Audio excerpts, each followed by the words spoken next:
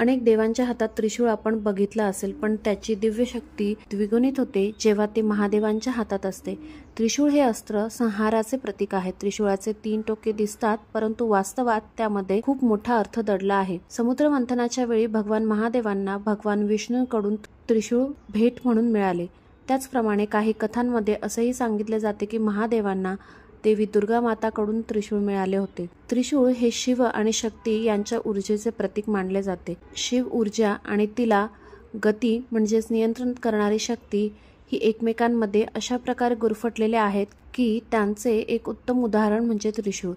त्रिनेत्र, त्रिपुंड, 3 पानांचे बेलपत्र, त्याचप्रमाणे त्रिशूळाचे 3 टोके, अशा या महादेवांना त्रिकालज्ञानी असे म्हणतात।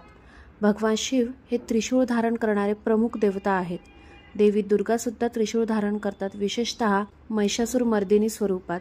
त्रिशूळ हे शक्ती आणि संरक्षण यांचे प्रतीक आहे। पुराणांमध्ये त्वष्टा या दैवी शिल्पकाराने सूर्याच्या तेजातून त्रिशूळ तयार केला याचा उल्लेख आहे। विष्णू पुराणानुसार विश्वकर्मा यांनी त्रिशूळाची निर्मिती केली असे सांगितले जाते। याची एक पौराणिक कथा आहे।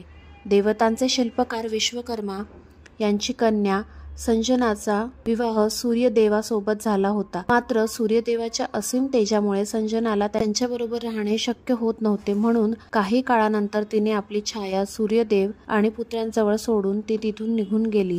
जेव्हा सूर्यदेव आणि विश्वकर्माला हे समजले तेव्हा दोघांनी मिळून उपाय शोधायचे ठरवले। विश्वकर्माने सूर्यदेवाला घासून त्यांचं तेज थोडं कमी केलं, जेणेकरून संजना विनाकष्ट त्यांच्यासोबत राहू शकेल। अशा प्रकारे सूर्यदेवाला घासून काढलेल्या तेजापासून विश्वकर्माने सुदर्शन चक्र, त्रिशूळ आणि दैवी शस्त्र विश्वकर्मा यांनी तयार केले। त्यांनी सुदर्शन चक्र भगवान विष्णूंना तर त्रिशूळ भगवान महादेवांना भेट म्हणून दिले।